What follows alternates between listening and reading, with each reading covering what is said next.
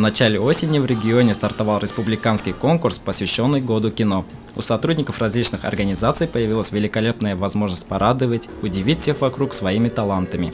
Отборочные этапы конкурса состоялись и в Сибае. А накануне на сцене драмтеатра имени Арслана Мубарякова состоялся гала-концерт смотра художественной самодеятельности трудовых коллективов города. Очень активное участие принимали работники здравоохранения, культуры, образования, работники АТП и также общество инвалидов и многих других организаций. Количество гостей гала-концерта было не счесть. Зал драмтеатра, рассчитанный максимум на 300 человек, был переполнен. И это неудивительно. Такое большое количество зрителей – результат отборочного этапа конкурса.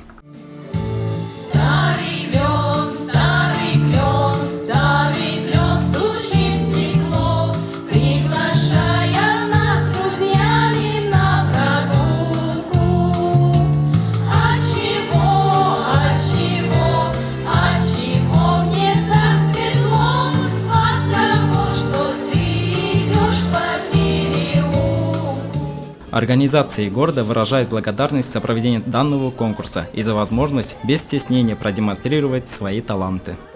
Любим участвовать в таких конкурсах и фактически всегда занимаем призовые места. Готовились недолго, всем коллективам, у нас дружный коллектив, всем передаем привет. И также поддерживаем всех других коллективов, желаем их успехов. И, конечно же, получать призовые места.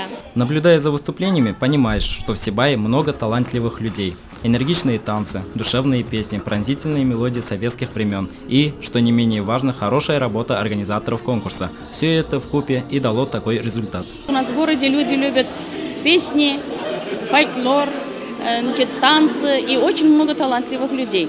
И я хотела бы им пожелать здоровья, удачи, творческих успехов. И спасибо им за смелость, что они вышли именно на сцену нашего города. На гала-концерте были исполнены песни из кинофильмов «Бриллиантовая рука», «Карнавал», «Кавказская пленница», «Иван Васильевич меняет профессию» и другие. Некоторые коллективы продемонстрировали зрителям и мини-спектакли, знакомые всем сцены из фильмов. Творческие состязания по художественной самодеятельности организации стартовали еще четверть века назад и стали доброй традицией.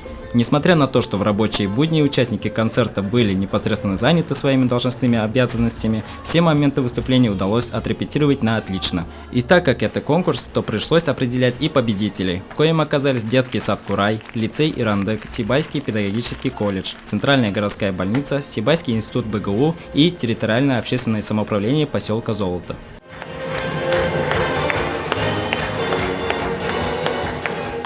Победители городского этапа теперь будут состязаться в творчестве уже в следующей стадии – зональном конкурсе самодеятельности, который пройдет в Абзелильском районе в ближайшее время. Данил Алибаев, Олег Кадыров, Любовь Карпова, телекомпания СТВ.